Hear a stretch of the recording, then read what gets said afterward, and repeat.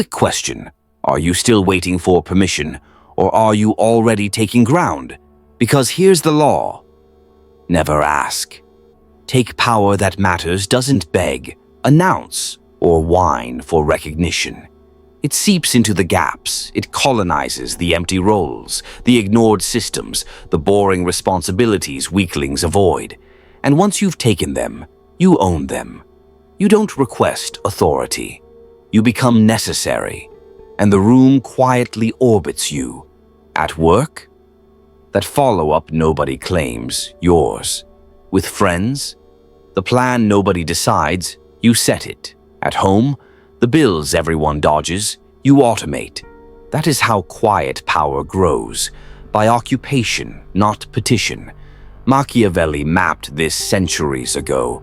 The ruler must be both fox and lion. The fox senses the trap. The lion clears the path. Notice what's missing.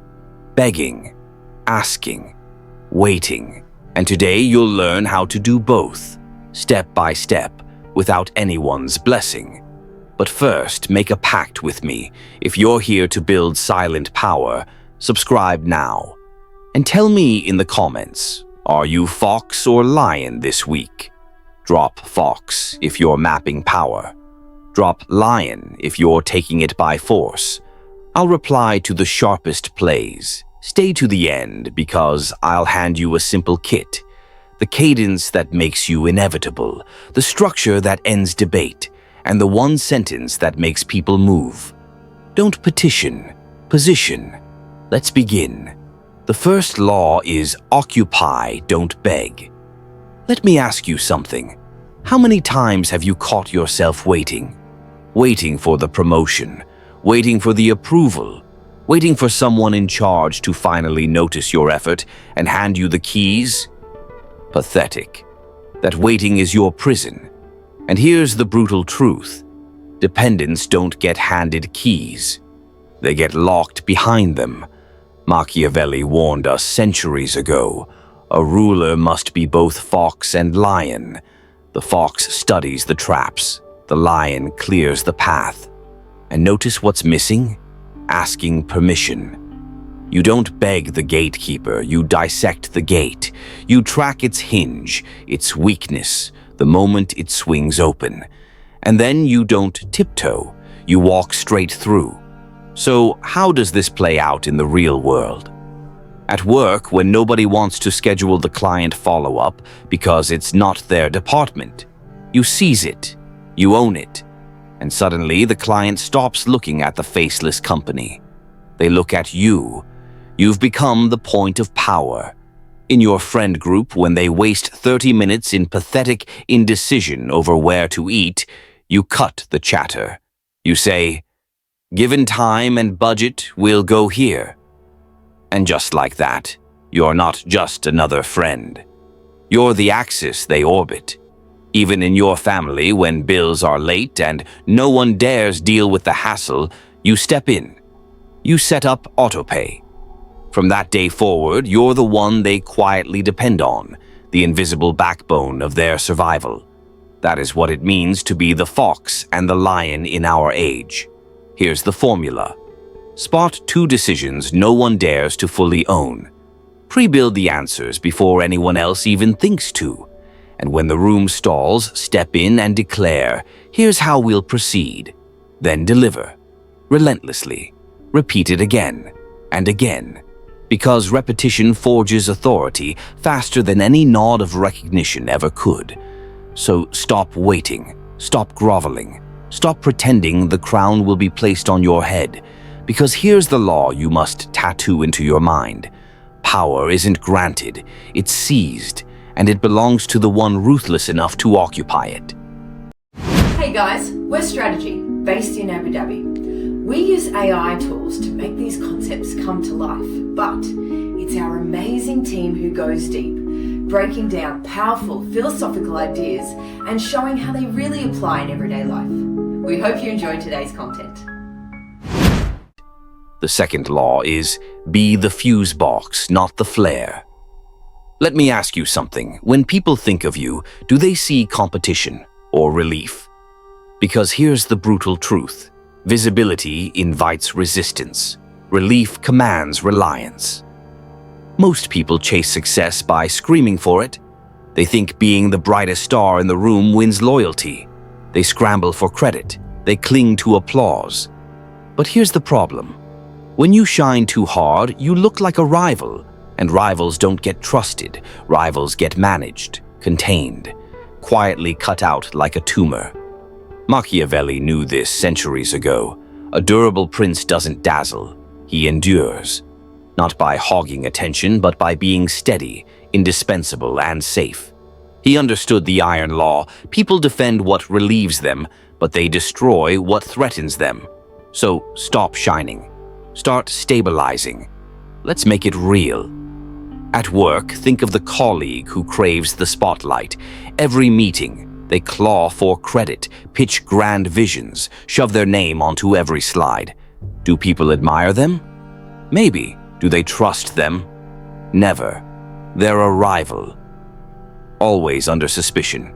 Contrast that with the one who quietly eliminates chaos. The one who smooths deadlines, cleans up processes, sends reminders without nagging. No parades, no headlines. But when budgets shrink and heads roll, it's the fixer, not the flailer, who survives. The relief, not the rival. In friendships, watch the indecision ritual. 30 minutes wasted arguing where to eat. Loud voices clash. Ego battles erupt. And then one friend steps in. Here are 3 options. Menus checked. Pick one. The group exhales. The tension evaporates. That friend isn't competing. They're anchoring. And anchors don't get replaced. Even in family, when bills go unpaid and chores rot into arguments, the rival yells louder. But the strategist sets up autopay, builds a rotation, turns disorder into order. Nobody claps, nobody bows, yet everyone leans on them in silence. They've become infrastructure. And here's the real secret. Relief is invisible until it vanishes. Nobody thanks the fuse box, but kill the power, and suddenly all eyes turn to the box that sustains them. Here's your action plan. Diagnose 3 recurring pain points. The choke points nobody solves. Engineer the solution before the room even asks. Automate, standardize, eliminate. Stay quiet. Let others hoard the spotlight like fools. You hold the choke points. You own the fuse box. That's how you build staying power. Not by clawing for dominance in the open, but by becoming the backbone they can't live without. Because remember, don't compete for applause. Control the fuse box. The crowd bows to necessity, not noise. The 3rd law is forge indispensability. Let me ask you this. Are you impressive, or are you indispensable? Most people waste their lives trying to impress. They puff their chests, they chase applause, they claw for attention like starving dogs. But here's the weakness. Impressive fades. Indispensable compounds. Machiavelli knew this. He warned rulers never to elevate ministers too strong to control. Instead, he counseled them to choose those who depended entirely on the prince. Dependency by design. Not accidental. Engineered. Translate that to your world. Trust is not requested, it's manufactured. You don't politely ask people to rely on you. You build the structure so completely, so predictably, that they cannot imagine the system functioning without you. Think of the workplace. Anyone can spout good ideas in a meeting. That's cheap noise. The real power lies with the one who built the backbone.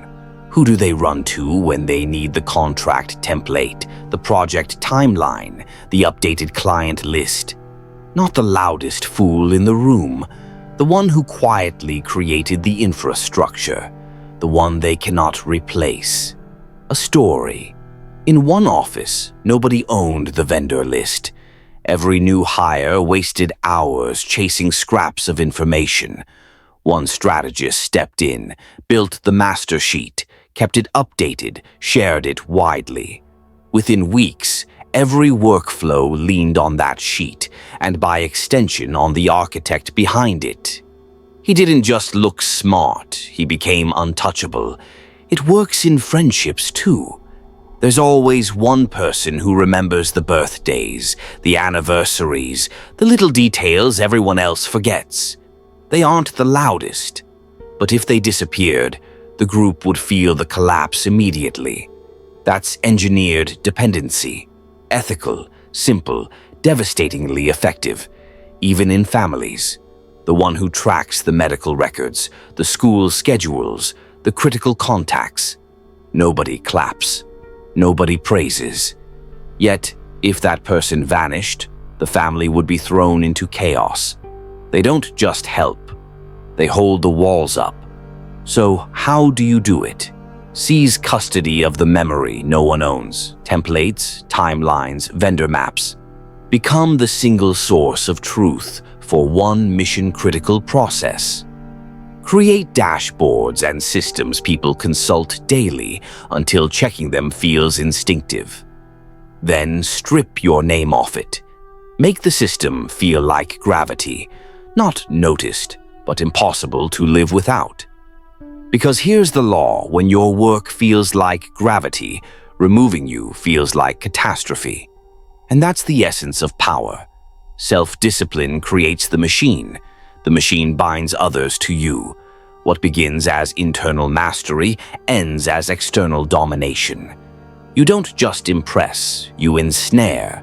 You don't just contribute, you control. The fourth law is become the arena. Let me ask you, when the room is stuck in endless debate, do you add to the noise, or do you shape the battlefield itself? Here's the reality. Opinions can be ignored. Frameworks get obeyed. Most people waste their breath arguing. They think louder voices equal greater influence. But arguments create enemies. Debate creates rivals. And rivals are liabilities. Power doesn't come from noise. Power comes from structure. Structures don't get debated, they get adopted. Machiavelli understood this. He warned rulers never to sit in the middle, never to play neutral. Neutrality breeds contempt. The prince who dithers loses both respect and control. Leadership works the same way. If you let the room spin in circles, you forfeit authority. But the one who lays down the framework, that person isn't another voice. They are the architect of the arena itself. Let's bring it down to earth. At work, a failing project spirals. Marketing blames sales. Sales blames product. The meeting drowns in accusations. Then one person cuts through. 3 phases: stabilize the broken, execute the fix, optimize for growth. Suddenly, the room isn't debating anymore. They're aligning under a structure. That speaker didn't just contribute, they imposed order. In friendships, planning a trip dissolves into chaos. Beach, mountain, city. Everyone shouts, no one decides. Then you step in. Filter by budget. Anything over $500 is out. Now we choose between these 3 noise dies instantly. The framework ruled the room. In family, siblings argue endlessly about caring for a parent. Hours wasted, tension boiling. Then one sibling lays down a system. Rotating schedule, weekly slots, backup list. Suddenly, the argument evaporates. The structure dictated reality. Here's the secret. People don't resent structure. They crave it. When the room drowns in uncertainty, the first one to set the cadence becomes the metronome, and the metronome owns the rhythm. So how do you apply this? Offer a 3-phase plan: stabilize, execute, optimize. Force one constraint: scope, time, or quality. Let them pick 2, never all 3. Set default timelines. Make dissenters opt out instead of forcing consensus. Write decisions as precedents. This sets the baseline for all similar cases. This is how you stop arguing. This is how you start governing. Because here's the law. Win the frame, and the frame wins the fight for you. Internal discipline creates external dominance. If you can control the frame inside your own mind, you will seize the frame in any room. Master yourself, then master the arena. The fifth law is rhythm rules the crown. Let me ask you, do you chase grand, heroic moments? Or do you forge a relentless rhythm no one can ignore? Here's the truth. One dramatic save won't crown you. Relentless usefulness will most people lust for glory. They want the spotlight, the applause, the story of the one-time hero who swoops in and rescues the day. But here's the problem. The system doesn't run on drama. It runs on maintenance. And the ones who quietly deliver, week after week, become the backbone. Indispensable. Irreplaceable. Machiavelli saw it clearly. Men judge more by the eye than by the hand. Translation: people don't measure your inner struggle. They don't care how hard you tried. They notice rhythm, consistency, cadence. That's what earns trust. Not effort, not excuses. Results, repeated. Think about it. At work, the employee who pulls one all-nighter to save a sinking project looks impressive for a moment. But the strategist who delivers small, steady fixes every single week, the one who publishes the friction log, removes bottlenecks, and keeps the gears turning, that's the one leadership leans on. Drama fades.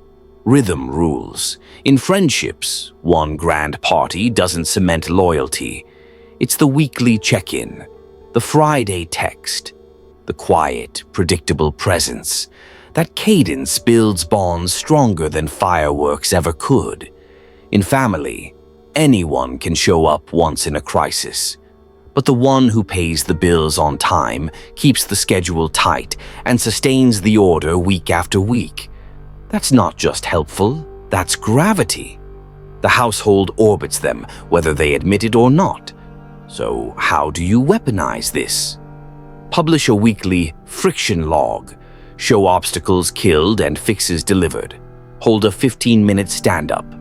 End with one clear commitment you always fulfill.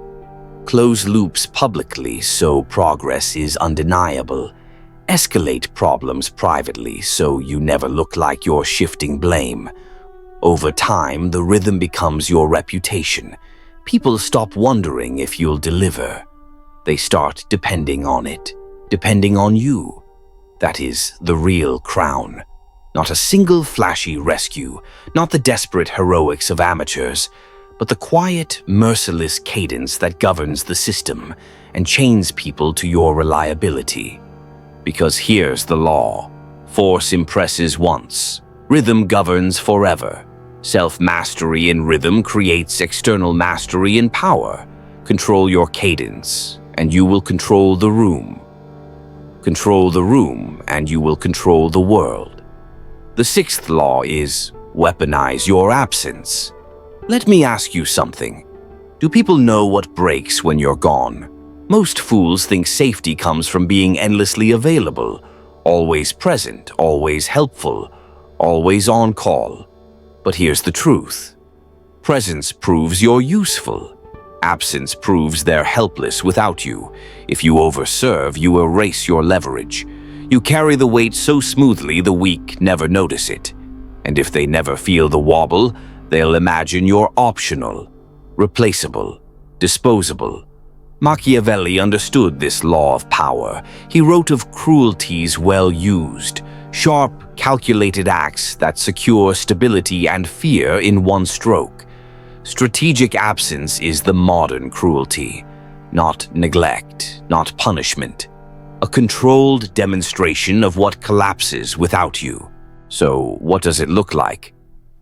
At work, you're the one who always produces the weekly report. This time, you document the process, then skip a cycle. The report doesn't arrive. The machine stutters. Tension spreads, and when you return, Not only do you deliver, you refine the system so it never stalls again. Lesson branded into their minds. You are structural. In friendships, you're the one who organizes the hangouts, books the tables, sets the reminders. For one weekend, you pull back. The silence chokes the group. Plans unravel. When you return, they don't just appreciate you. They protect your role. They know who keeps the circle intact. In family, you're the one holding the household together. Groceries, bills, schedules. Step back for a cycle. Let the pantry run low. Let a bill almost miss. Not disaster, just discomfort. When you restore order, the truth crystallizes. The household survives because of you. The key is calibration. You don't disappear for weeks. You don't let collapse spiral. You withdraw just enough for the stress lines to appear. Then you return, stabilizing the system, stronger, sharper, untouchable. Here's the method. Map 2 tasks you fully own. Document them, then step back 1 cycle. Let a minor deadline slip hours, not days. Enough to sting, not to break. When the wobble surfaces, restore order and add a safeguard so it never falters again. Debrief coldly.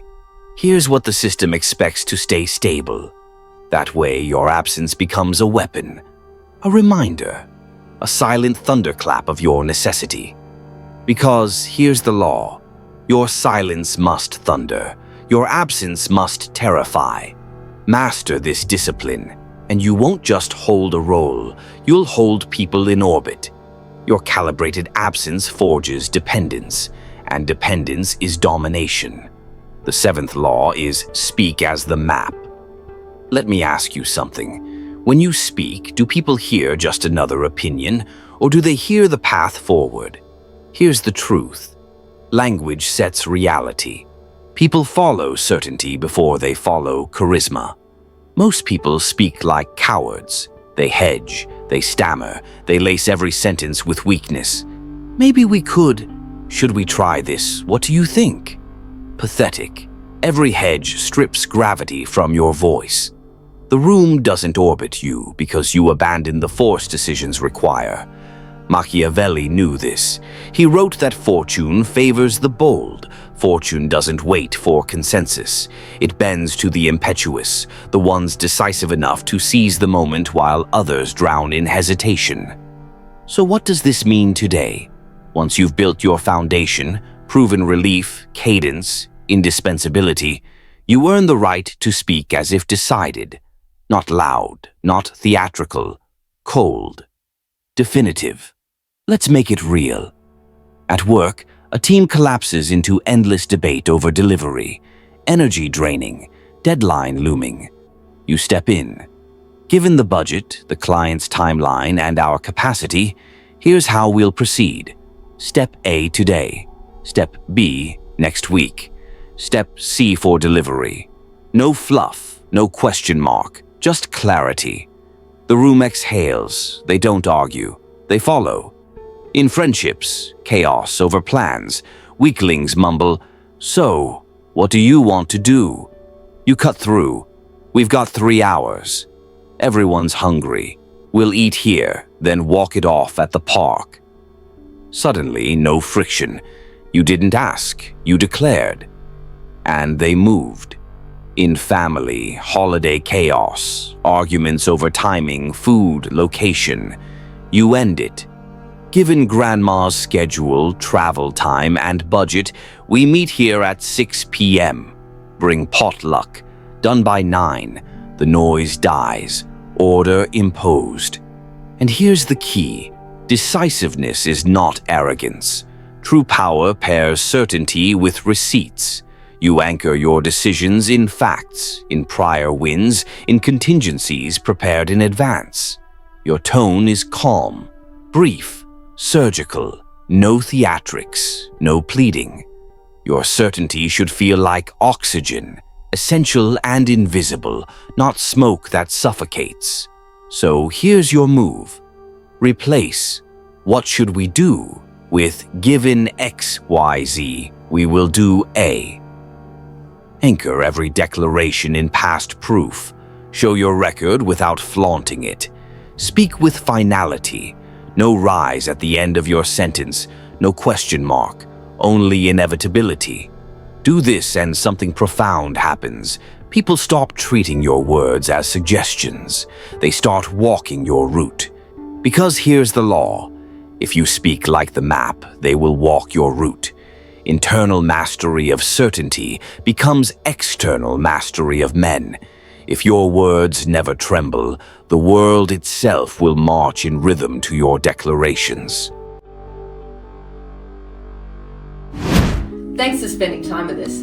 If this sparked a new way of thinking, hit like and subscribe to keep the ideas flowing. And don't forget, check the description for the links to the original books and resources we used today. We'll see you in the next one.